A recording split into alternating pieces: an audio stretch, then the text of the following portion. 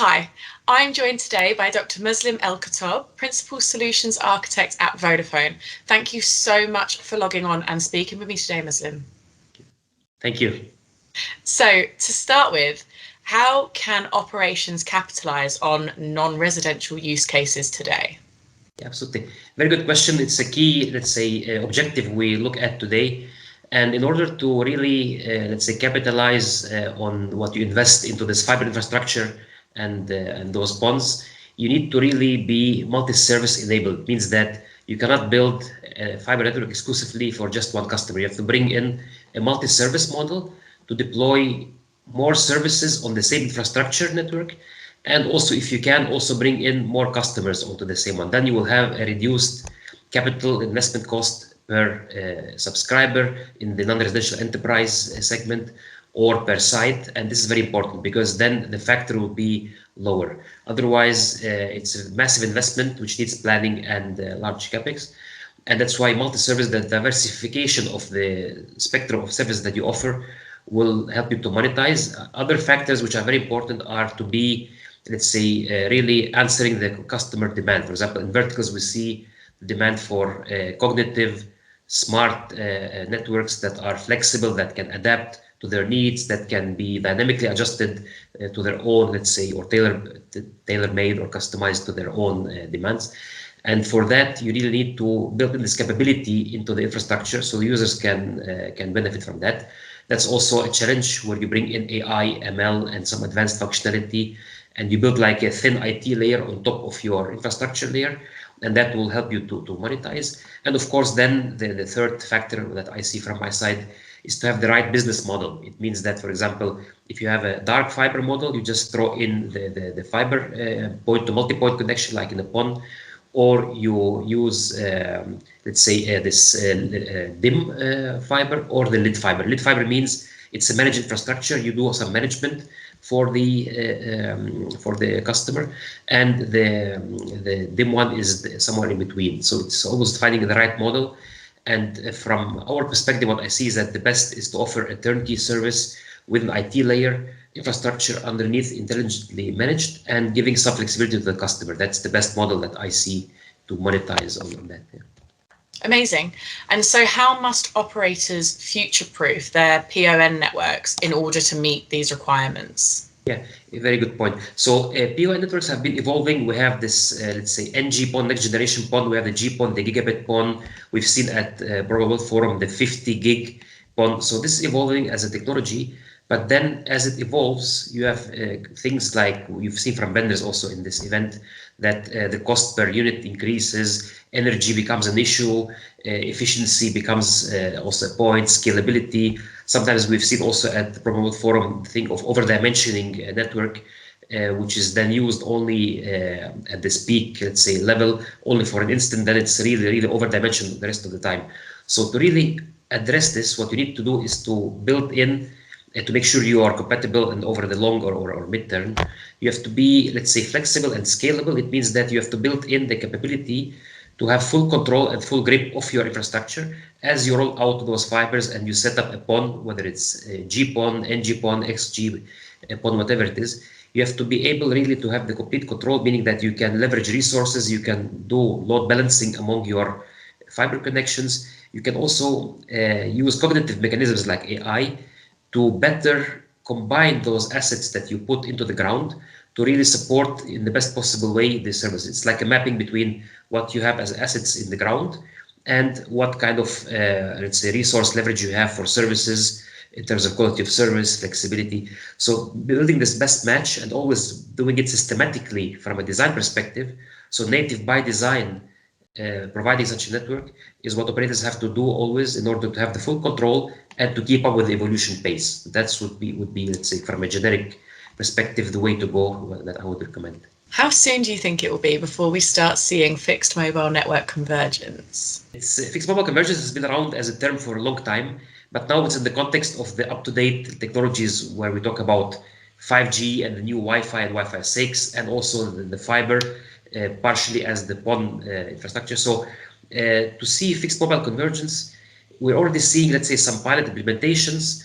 some initiatives in different, let's say, SDOs, like, for example, GSMA, where you have, let's say, all the large operators, including Vodafone, Deutsche Telekom, and others, who are trying to work on, let's say, systematically fixing fixed mobile convergence with this ATSSS initiative, which I will mention later.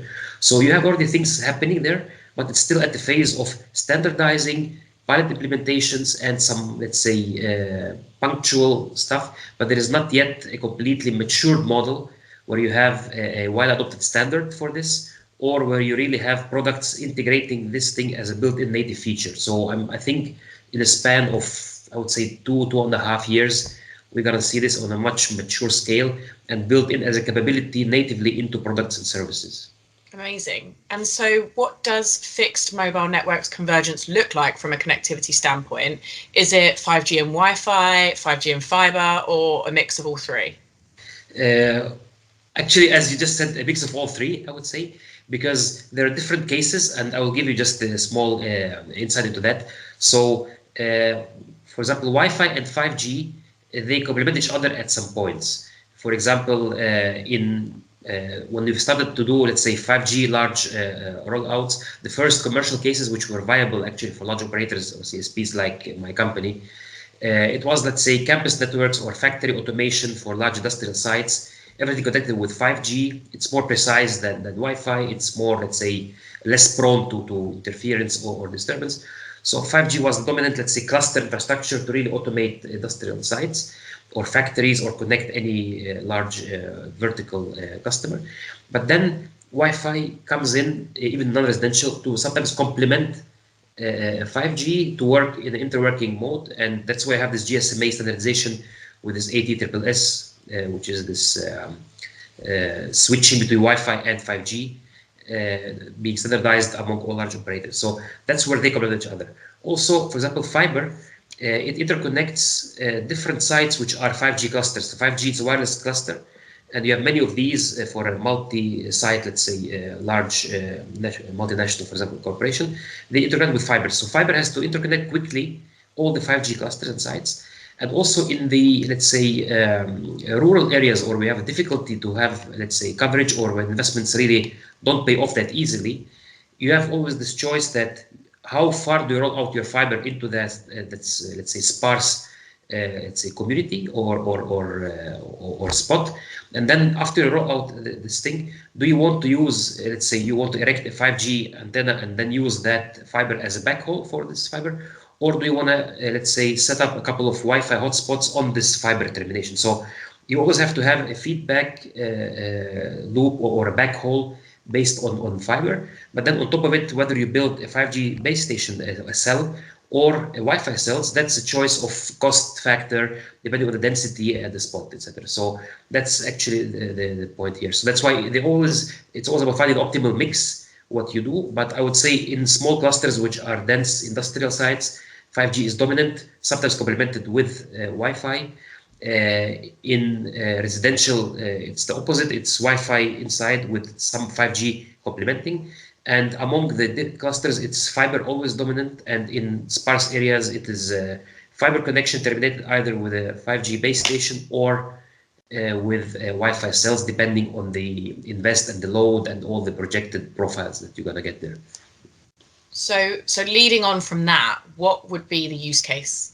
Yeah, so use case would be, which is already partially in my previous, let's say, so a use case would be that if I want to go, let's say, with enterprise verticals and non-residential, I would build, let's say, all sites, fully equip them with 5G, complete coverage. I would use maybe Wi-Fi as a complementary band for coverage on those sites. To have a different class of services, or to, let's say, separate traffic or services from each other, to have some demarcation, because they work on different frequencies. And then those clusters, I would connect them with fiber connections, which are, of course, as we talked before, capable of some cognition and intelligent behavior. So fiber lines connecting 5G-based spots that could cover any large corporation if it has multiple sites, nationally or internationally. That would be the best model. And of course, fiber also connected the data centers and the enterprise backend.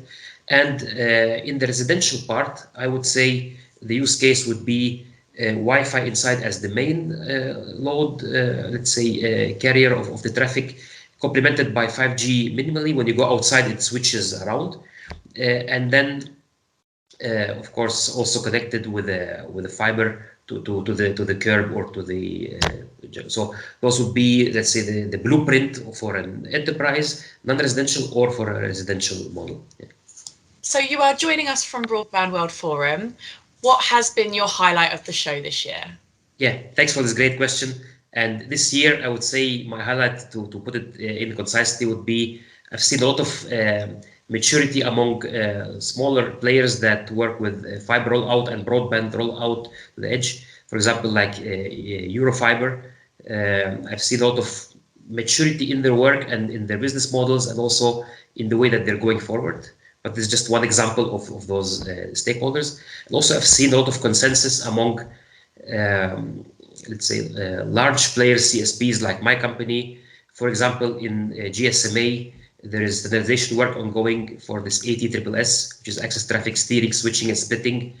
It's exactly for this optimal combination of Wi-Fi and 5G, and how do you, let's say, either split to one connection, or you join, aggregate the traffic, or you switch over. So in certain initiatives, I've seen so much alignment among large players working harmonically, because in a way, at the end, they all need to benefit and to really leverage on this. So that was really nice to see. I've never seen this level of harmonization and really co-working at previous events. Yeah.